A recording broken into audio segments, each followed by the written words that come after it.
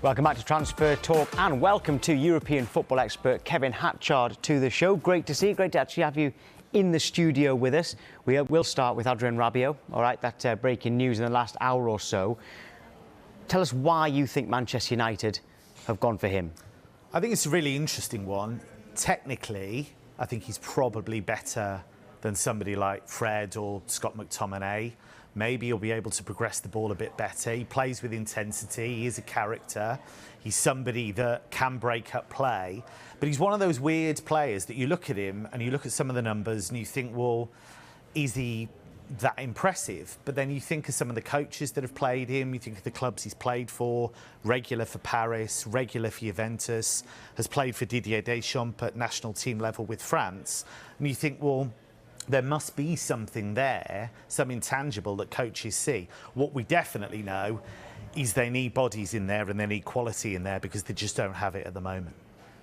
Yeah, I mean, is it fair to say that during his career, Rabiot, we're not quite sure what he is? Is he a number six? Is he an attacking midfielder? Is he box to box?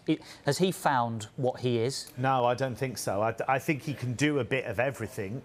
And it will be interesting to see what Ten Hag, how he uses him, whether he wants him in that role that McTominay played against Brighton yesterday, trying to progress the ball, trying to open up spaces, or a little bit deeper.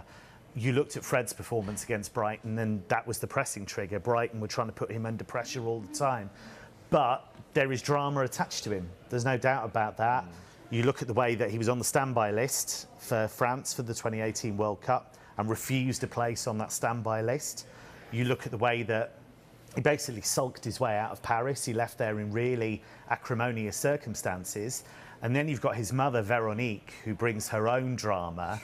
When the French went out of the European Championship, she was with the other parents of players and started laying into Paul Pogba's parents, Kylian Mbappe's parents, saying, oh, they should be playing better. You need to have a word with them. So she brings her own drama as well as Adrian. And that's his agent, his mum and agent, right? Okay. Do you worry that United bringing another character that might be troublesome into a dressing room that's had so many troublesome characters over the years is probably a bad idea? I think it's a concern. I do. I think he's the kind of player that the intensity he plays with could rub off on other players.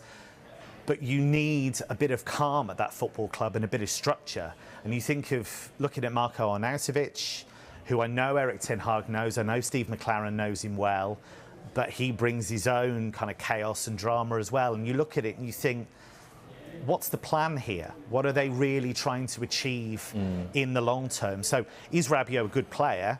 Yes, he is. He has qualities and he wouldn't play for the teams and the coaches he has if he wasn't a good player. I'm not entirely convinced this is a surefire success, though. Kevin, if he does end up making that move to Manchester United, that means it's indirectly a swap deal for Paul Pogba, who obviously went to Juventus. Who do you think won in that if he does? Juventus. Yeah, I do. I think Paul Pogba is a wonderful player. He let himself down at United at various stages with his public pronouncements about wanting to leave and all of that. But United never really gave him, I don't think, the structure in which to thrive because we know how he plays best. He needs a bit of a safety valve behind him. He takes risks. He's an entertainer. He is a match winner. But they never really built a structure around him in the way that Juventus did at the time he was signed. And so because of that, I don't think we ever really saw the best Paul Pogba. Look at the French World Cup win. He was magnificent in that team. We've never really seen that Paul Pogba on a regular basis. So they're partially to blame. He's partially to blame. Let's talk a bit more about a play you touched on there, Marko Arnautovic. Seems like United are increasingly confident of getting that deal done. We've talked on the programme already. It has been met with a little bit of negativity. What are the positives around Marko Arnautovic? So the positives are he scored goals for Bologna last season in a team that wasn't particularly successful. So that's a tick. I spoke to a commentator friend of mine who covers Serie A on a regular basis, said, has there been any off-field controversy, any flare-ups with teammates? And he said no. He's been impeccable throughout that season.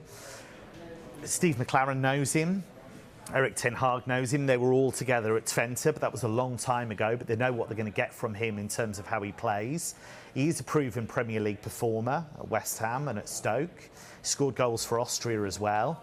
But then I talked about that drama, and he has been quite an abrasive character at various stages. We saw at the European Championship with Austria, that celebration against North Macedonia, which he had to apologise for. So, again, you're adding drama upon drama at a club that really doesn't need it. And I wonder about the planning, because this feels like Erik ten Hag and Steve McLaren talking to each other and going, should we give Marko a try? Because they know him. And it's like, well, what are the scouting department doing? What are they coming up with? Strange one. What role do you think he's going to play? Because obviously it doesn't look like Ronaldo is going to leave by the rumours that we've seen. Do you think he's going to be a bit part striker, similar to, you know, what Cavani and Igalo were doing when they were at United? I would think so. I would think he'd be an option for the squad, but they're ever so light in that area. I thought them being linked with Benjamin Šeško was a lot more exciting at Salzburg, because I think there is a progressive signing. He can do everything. Yes, he's young. Yes, he's not played a huge amount of first-team football, but that felt like a signing potentially for the long term. It's a hard deal to get done because Salzburg don't want to sell. This is a stopgap, whichever way you look at it, and it might be successful. But I don't think that's almost the point. It's almost like, well, as a short-term stopgap, who they know, fine. Long-term, what is the plan? With that Barcelona, does it blow your mind as much as it blows mine? I think it's melted my mind. Trying to work it all out. I've been on this for months, trying to sort out the levers they're pulling, what they're trying to sell to make this happen. But I think it comes down to one of two approaches. You either go really conservative, you try and slash the wage bill, you try and build the whole thing around the young players they have, or you do what they've done, which is come out all guns blazing and try to generate sponsorship, revenue, try and get them back up towards the club that nearly made €1 billion worth of revenue in 1 year. So I think this is what they're going for. Get the star team together, hope that it works, and then they can start going back to generating serious revenue. But if it doesn't work, they're taking serious risks with the club's future. We were talking about strikers earlier, and obviously Timo Werner seems to be on his way out of Chelsea and back to Germany.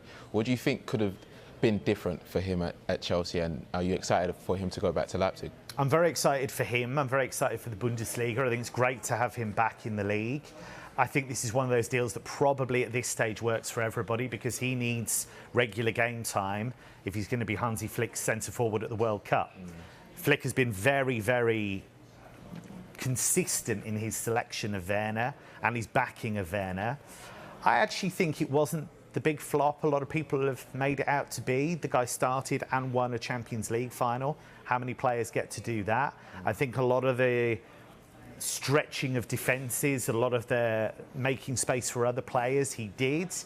But there's no doubt that he lost his confidence in front of goal, and he's always been that type of player. Even you go all the way back to when he was at Stuttgart as a teenager, working on finishing, doing extra sessions after training just to try and sharpen up, and he would have long runs where he wasn't scoring. So I don't think we quite saw the Timo Werner in top gear we wanted, but I think he still did a decent job. No, on you go. I think in this transfer window, we've spoken so much about centre-backs and strikers. I feel like midfielders need a bit of conversation, and Everton are close to signing Onana. What do you think he'll bring to Everton?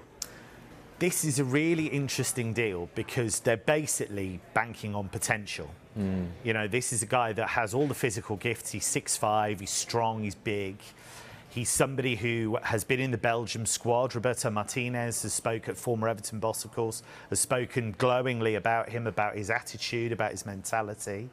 Didn't start a huge amount for Lille last season. I think he only started 11 games in Liga, but he's only 20, just about to turn 21. So, you know, there is definitely a player there. There's a big price tag, but I think that's factored into that is the huge potential that he has. Someone who's been talked about with a move to the Premier League that nothing's materialised yet is Moussa Diaby. What's the latest on him? So Diaby had a brilliant season for Bayer Leverkusen last term. It was the season where really he jumped from good player to really consistent performer. Goals, assists. He's exciting, he's quick, he's tricky. Leverkusen have said all along, he's not for sale, we want to keep him.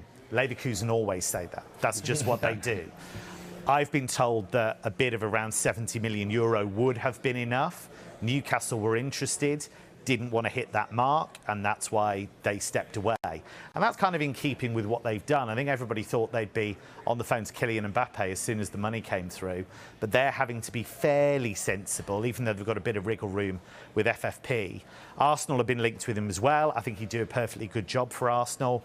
He's not long broken into the French squad under Didier Deschamps, but he has said publicly that he wants to stay, and that suggests to me that clubs have looked at that price tag and said, that's a bit too high for us.